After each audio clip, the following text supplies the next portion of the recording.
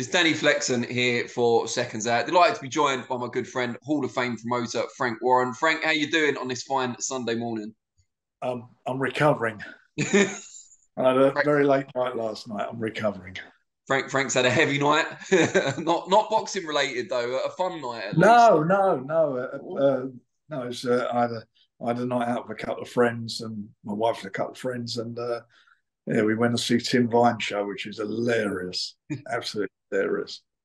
Well, from the Yes. from the comical to the serious, unfortunately, I have to bring you I back don't down know. to earth. I don't know if it is serious, to be honest. From the comical to the hilarious. Let's go. Yeah, I mean we are going to start with John Fury's comments from yesterday. Seemingly unnecessary comments. I mean, I don't want to get on the wrong side of John, but you'd already kind of split with Tommy. It was all seemed amicable, and then he's given an interview, John, where he said you weren't needed, and the reason the split happened was because you were getting money for doing nothing. What do you make of this? Well, the last our contract expired in February. So what's that? 5 months ago. So I'll be honest, I don't know what it's about. Doing nothing. Well, he's a multi-millionaire, and he's done extremely well for himself. And it's, I don't know why he would say that. The fight that he got in with Jake Paul, that was done solely through Queensbury and mostly through George, whose relationship is very strong with Nikita and Jake Paul. So anyway, look, you know what? That's how he feels. That's how he feels. All I know is, we did well by Tommy, and I wish Tommy all the best for the future. He's a really good guy.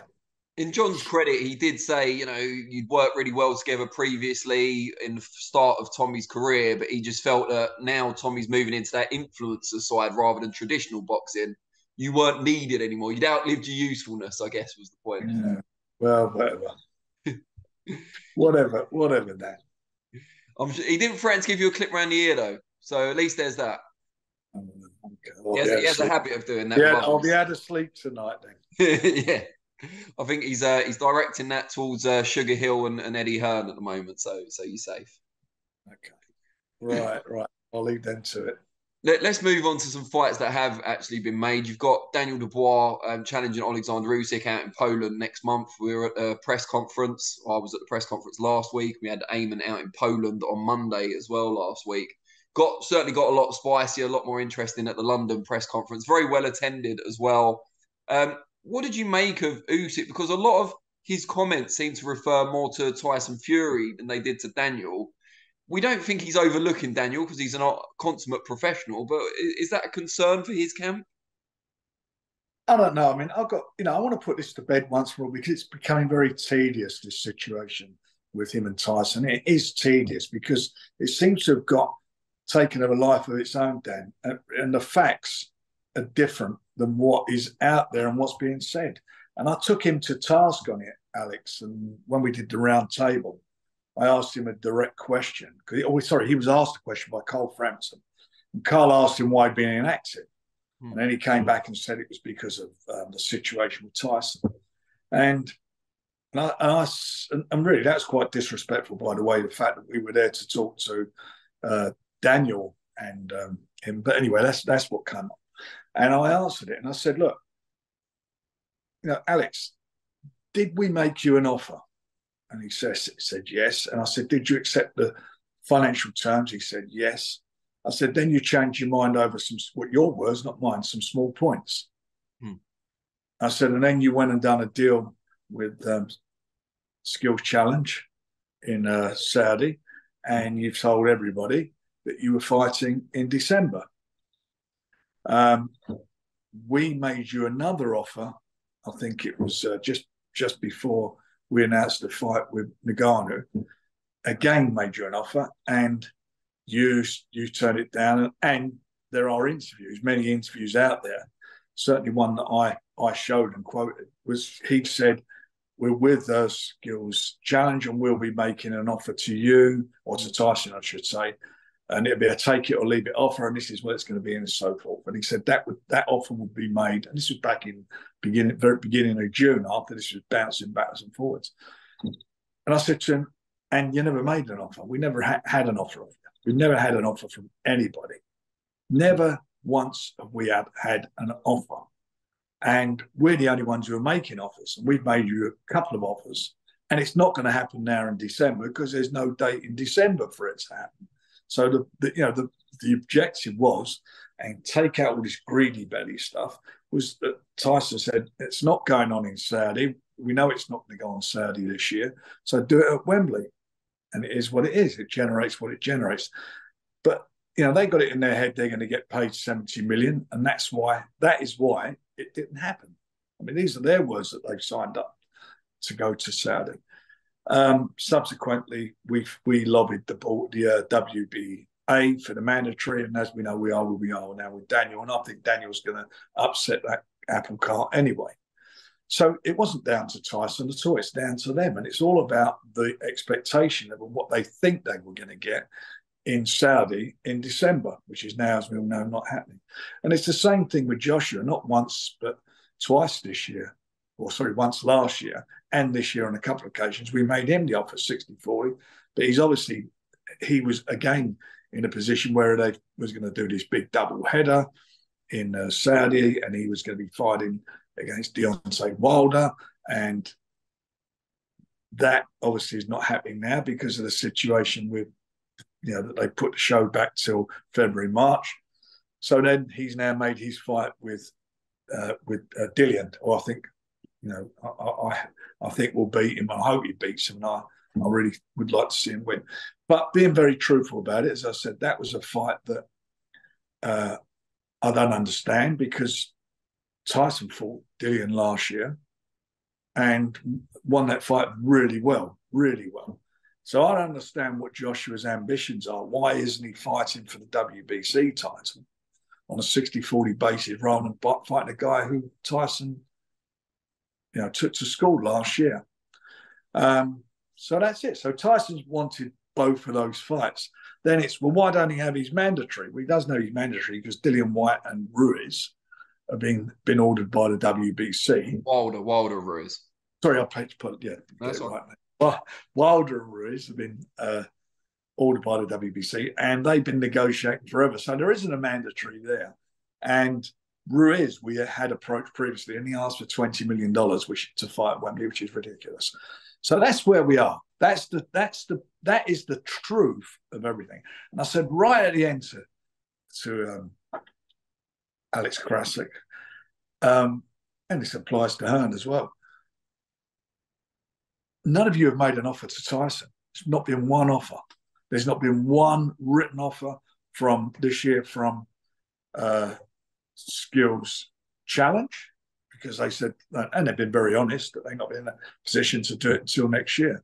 And I said, if there was an offer, somebody show it to me, and I'll donate $1 million to any charity if they can pick out their charity. And I'll do that with great confidence, because I know there haven't been any written offers. The only people, the point of all this is, the only people who tried to make any of these fights is our side, because Tyson requested it, and it's been from our side.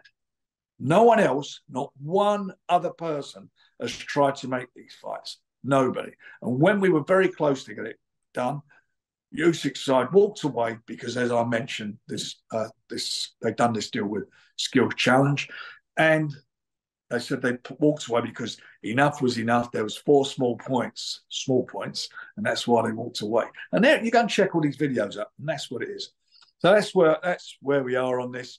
And getting back to reality, the things that are happening is that Daniel is in that fight, and that's a good fight. As you said, it was very well attended. He conducted himself very well, and Usyk did as well.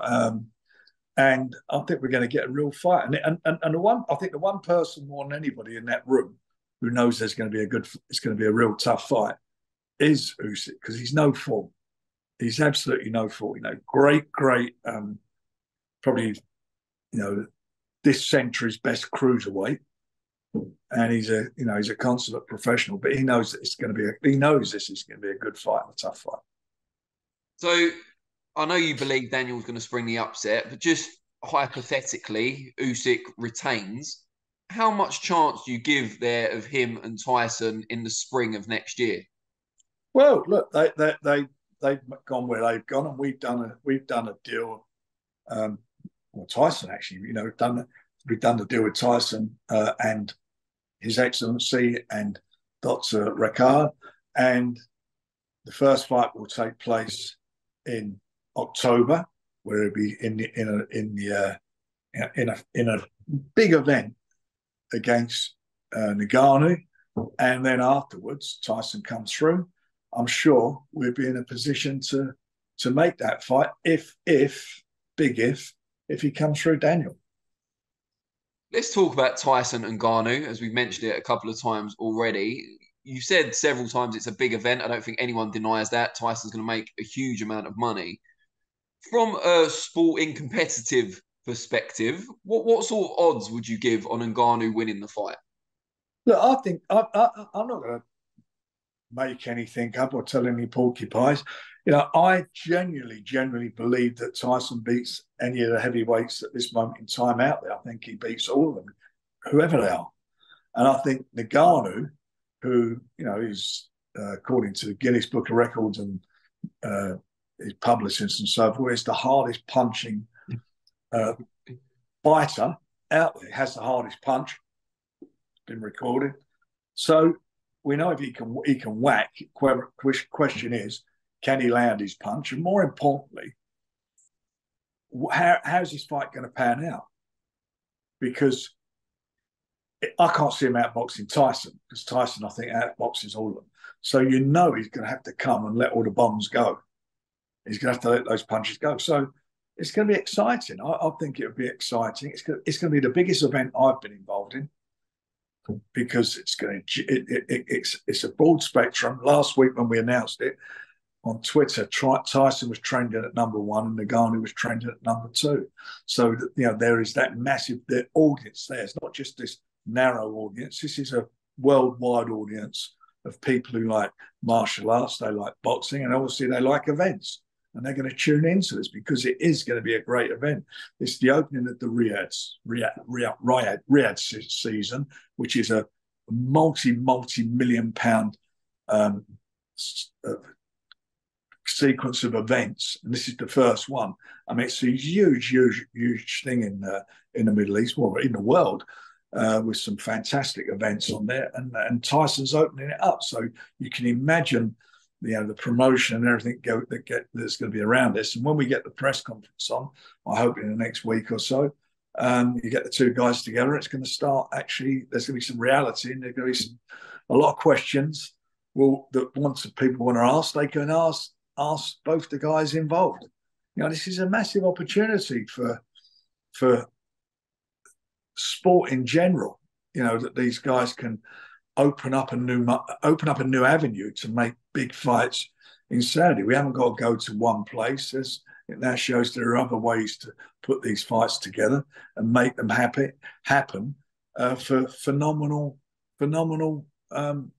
money for guys who are who are in the most dangerous sport of all. It's a brilliant event. This is an absolutely massive event.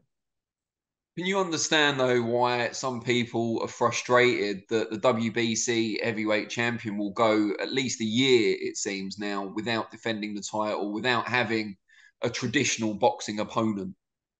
Well, what can you do? We've been trying to do that with first of all, they've got to make commercial sense. You can't have, for example, Ruiz saying, I want 20 million, and that's the only way I'm coming over it. So that's a dead duck. And you also got a situation where fighting for the title is now doesn't seem to be what guys want to do. Joshua would much rather, he's just had a warm-up fight, would much rather now go and fight a guy that Tyson's beaten, rather than fight for the WBC title on a 60-40 basis. Forget about all the nonsense they come out with, the excuses.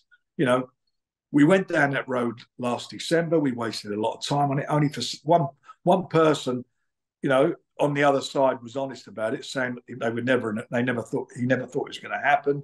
He never had a trainer at the time, which we was unaware of, that he'd fired his trainer, that he didn't have a trainer, etc. And had we known that, we wouldn't have wasted a lot of time on it. And that led us to where we, to making a fight with Chisora. what can we do? The fight everybody wants to see, including us, including Tyson, wants it because he called it out. He made the offer and they accepted it. It was Usyk, and they walked away. And they walked away because they thought they was walking away to better and bigger things. That's why they did it. And they are where they are now, and we are where we are. And this is a game changer. It's a game changer as a massive event, and it's a game changer as to what happens in the future with these big fights in Saudi. We spoke to Dempsey McKean yesterday, who's fighting Filip Hrgovic on the Joshua Whyte rematch bill. And he was saying, you know, Fury can do what he wants. He's earned that right, and he's going to make a lot of money against Ngannou. But there were fights out there that could have been made. Certainly not Joshua and Usyk, as we've gone through. But, you know, no disrespect, kind of lower level guys that he could have defended the belt against. Do you accept that, and that Ngannou just made more commercial sense than some of those fights? Well, the Ngannou thing is an event, and it's as I say, it takes what we're doing to a different level, and I think a lot of people are missing the point. For us, it's a massive event, huge event. It makes a lot of money. You know, both of the guys will generate big, huge income from this because it has that appeal.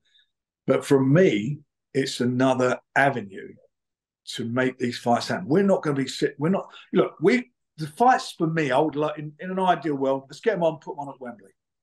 But we've now got Saudi and we've got interest from Saudi from various people there who want to put the biggest event in boxing on there. Well, it hasn't worked this year, despite our efforts to make it at Wembley. It's not happened, and despite what they thought was going to happen by going and signing up with a group over there, it still hasn't happened because we never had an offer. Now we are in a position, because what we've done with His Excellency and the Dotzer, I believe, providing Tyson comes through, which I think he will do, we will then be in a position, I hope, to force these things to happen, to force it to happen. So that's what the game is for us. That's the way forward, how I see it, because up to now, everything's been unsuccessful, and it's been down to one thing: expectation level. Expectation level. You know, Tyson was willing to make these fights at Wembley. He's not been sitting there waiting for the big promise of the money elsewhere to do it. He was saying, let's do them now. He was right again, like he was right about Joshua wouldn't take the fight. He was right again that they weren't going to happen this year. He was right. You can all your haters all can say whatever you like. The fact of the matter is, he's probably the one who's had his, had the foresight and to see that this wasn't going to happen how everyone was saying it was going to. He's been right, but we are where we are now in a big event, massive event in the fight business. And I take that across all your rises in the fight business. So, working with His Excellency and Dr. Rakan, is that just for this fight as far as it goes now? No, no. I mean, there'll be, as I say, Tyson comes through. There'll be other fights there. The conversation are that they're very, they love Tyson. They like Tyson. They see what he is. He's, I know I'll keep banging on about it, but this is the guy that broke box office records for heavyweight fights in Vegas. This is the guy that broke the Wembley box office for any event. This is the guy that, when we made the purse bid to fight Dillian last year, broke the record for a purse bid. It just gets bigger and bigger. This is the guy who's got a series launching on Netflix in next month. I mean, he's a worldwide star. He's not he's a WBC champion. He's a boxer, but he's more than a boxer. He is an absolute celebrity, and that's how it is. And that's reflecting in now where he's going. I mean, he's doing something that none of these guys could do. So if he keeps working with that Saudi group, as you've just indicated, Usyk's obviously got this deal with Skills Challenge. Could that make things actually harder to put together because you've got two rival Saudi groups now? Well, it's up to Usyk, isn't it? Because don't fight. I mean, it's really simple. If Usyk doesn't fight Tyson, if that doesn't happen, then he's got his obligations. Tyson will have his obligations, and then he'll have his, and his next one will be one of the fighters you just talked about, provided he gets through Daniel Dubois, and I don't think he's going to get through Daniel Dubois. Yeah, let's not forget Daniel Dubois, of course. And I hope he forgets him, and I hope everybody else forgets him, because on that, he's got everything to gain. And I look at this in a way that I watched Usyk a lot. Obviously, as I mentioned earlier, you heard my views how I feel about him as a cruiserweight. I see his debut fight against Chaz, and he done what he had to do. And that, for a guy coming up a weight, he did what he had to do. I watched him against Derek Chisora, and how long was that fight before Tyson fought Derek Chisora? A year and a half, maybe. I'd have to check. So not a lot in it. It's not a massive time, is it, or whatever? And he gave him a tremendous amount of, to say problems, but there was nothing in that fight for about 8 rounds till he started pulling away. There weren't a lot in it. You think about Tyson when he fought Derek Chisora 6 years ago, how he just took it to score and stopped him. So there was that. And then I seen him against Joshua twice. And my opinion of Joshua, he's not the fighter he is. He doesn't seem to be the fighter he was. Certainly wasn't in the last fight that he had. On his own, admission, he said, he felt like he didn't look too good, or whatever words he used to have there. But first fight, he was backing off him. Second fight, he come to fight a bit more. But I looked at that. So I don't think, for me, I think this is his toughest fight coming up, Usyk. This is his toughest fight with Daniel Dubois. He's got a young man. He's 25 years of age. He can punch. He can box. I don't care what he can box, and he's powerful. He's a powerful guy. So this is going to be quite interesting. I think this is going to be his toughest fight. I mean, what I would say is, if we're going to judge Usyk on his previous performances, we have to do the same with Daniel. Correct. And he hasn't looked incredibly impressive against Lorena, of course, and people hark back to the Joyce fight as well. What in Daniel gives you the confidence that he can get? I just want to talk before we go on that, and that's a very valid point you make. So I want to explain that way. Against Joe, he was in front on the judges' cards. He sustained a terrible injury, which at the end of the day, he'd done the right thing. Otherwise, he'd have wound up being blind in one eye. No doubt about it. I mean, you've seen the doctor's reports. We released them all after he had his examinations and everything done and procedures done on his eye. And his last fight, December the 8th, winter, open air stadium, only lunatics would do that. And he came out. I didn't think he was warmed up. He didn't seem to be warmed up. And he got caught with that classic punch that does a lot of fighters in the first round, on the top of the head, and went over.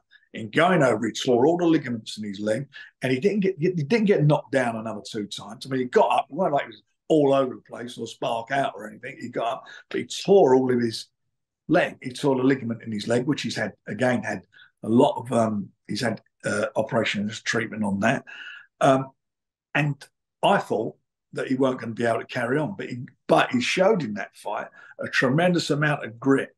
He gritted his teeth and then just turned it on and done what he had to do. And once he put it on him, he couldn't have it. But he'd done that you could see he couldn't even put any weight on his foot. He was struggling with his leg. So he got knocked down once. He didn't get knocked. He took 3 counts, but he didn't get knocked down 3 times. And the first knockdown, he was down and he was up. So please, that's how I look at it. Usyk's not a massive puncher. I don't think he's a massive. He's certainly not been at heavyweight. No. So we will see. We will see. There's not a lot in that. There's not that much difference in the height. I thought Daniel was much bigger than him. Till you see. Yeah, so did I until. But then he's got his big boots on, hasn't he? The big Cossack boots. So yeah, but there weren't a lot in it. But I don't know. I just feel that I feel his style is going to give Usyk a lot of problems, and his power. Fair enough. Now, just bringing it back to Fury and Ngannou for a minute. Are we going to see more Queensberry fighters on the show? Yeah, we're going to announce the undercard. It's going to be a good undercard. Is there going to be maybe any more crossover fights, like No, boxers against MMA not fighters? not No. not on that. No, no, no. So just traditional boxing fights. Correct. Can you tell us anyone we're going to see on there? No. Fair enough. And I'll get in trouble. it'll be on TNT box office, presumably. It's all being sorted out at the moment. Where are you going to see it? Yeah. Okay, all right. One thing people have kind of criticised, and I want to get your view on this in light of Tyson and Ngannou as well, is that Joshua's rematch with Dillian Whyte on the Zone is going to be the same price as we were paying for Joshua when he was a world champion. I think Franklin was the same price as. Oh no, sorry, Franklin was free, wasn't it? It was part for subscribers. So we're going back up to 26.95 again, and Joshua's not a world champion anymore. Do you think because of his star power, he still commands that sort of price? You'll only find out if people buy it. I mean, that's the proof of the pudding of all these things. If people buy it, I mean, it's not in a stadium, is it? And they're building a card around it. That's what they're doing. I can only say what I said earlier on. You know, I really am amazed at the lack of ambition that AJ has. I don't understand it. I don't understand why he isn't fighting for a title. I mean, if he was going to fight Usyk again, I don't think anybody would buy into that again at this stage. So the only other alternative was Tyson, and not be doing that, I said, says a lot about him. Well, I guess they're hanging on, as you alluded to earlier, for that Wilder fight. I hope that they're going to make a huge amount of money. So it's not about fighting for a title. It's about money. And that is the bottom line of it, Dan. That's what I'm saying. All these, you know, the old haters will be out. Obviously, we'll see it all after this. But that is what I'm saying about it. Please stop all this nonsense about, you know, greedy Tyson. Tyson was willing to fight at Wembley. He was willing to do the fights at Wembley, which would have got him less money had the fights, as they were being mooted and touted at the time, to take place by Skills Challenge in December, which they're not happening now. So that was never his driving point. That's all everybody else's. That's, as you said, that's Wilder. That's because he's not fighting Ruiz. That's the same situation with Joshua. We don't want to fight Tyson. And it's the same reason that Usyk's fighting Daniel, because we forced the issue, or we said to him, step aside and you can fight Tyson. No, they're all waiting for that big payday. And the only way that show works out there, that big show works, is with Tyson Fury.